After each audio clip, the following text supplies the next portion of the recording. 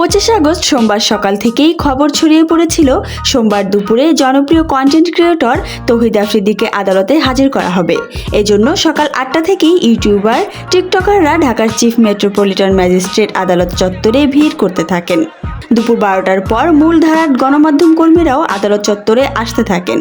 বেলা 1টার দিকে একটি মাইক্রোবাসে করে তৌহিদ আফ্রিদিকে ঢাকার সিএমএম আদালতে হাজতখানায় নিয়ে আসে পুলিশের অপরাধ তদন্ত বিভাগ সিআইডি। এ সময় তার মাথায় ছিল পুলিশের হেলমেট, 2 হাত পেছনে নিয়ে ছিল হাতকড়া, বুকে ছিল বুলেট প্রুফ জ্যাকেট। তৌহিদ আফ্রিদিকে একটি সরু গলি দিয়ে হাজতখানা থেকে বের করে আনে পুলিশ। এ সময় তাকে ঘিরে ধরেন অন্তত 100 জন টিকটকার ও ইউটিউবার।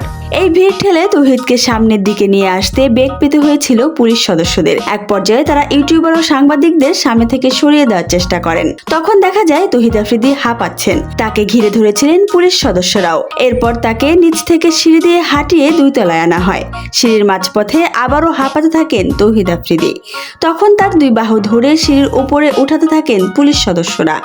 2 তলায় আসার পর তিনি বেশ কিছুক্ষণ হাঁপাতে থাকেন। তখন পুলিশ সদস্যরা তার হাতকড়া ও হেলমেট খুলে দেন। তখন তৌহিদ আফ্রিদি 2 পুলিশের 2 বাহু জড়িয়ে সিঁড়ি ভেঙে উপরে উঠে আসতে থাকেন। এভাবে আদালতের 6 তলায় এজলাস কক্ষে নিয়ে যাওয়া হয় তৌহিদ আফ্রিদিকে। কাঠগড়ায় তোলার পর প্রায় 2 মিনিট মাথা নিচু করেছিলেন তৌহিদ আফ্রিদি। পরে তিনি পানি পান করেন। এ সময় তার আইনজীবীর সঙ্গে কথা বলতে চান তিনি।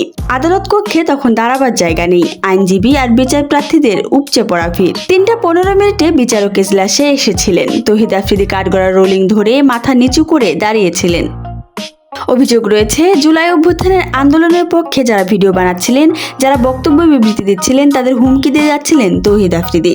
আদালত তার 5 দিনের রিমান্ড মঞ্জুর করেন। এরপর বিকাল 4টার দিকে সিআইডি তৌহিদ আফ্রিদিকে জিজ্ঞাসাবাদের জন্য আদালতের হাজতখানা থেকে একটি মাইক্রোবাসে করে নিয়ে যান। বিনোদনের সব খবর সবার আগে পেতে চাইলে চ্যানেলটি এখনই সাবস্ক্রাইব করে রাখুন।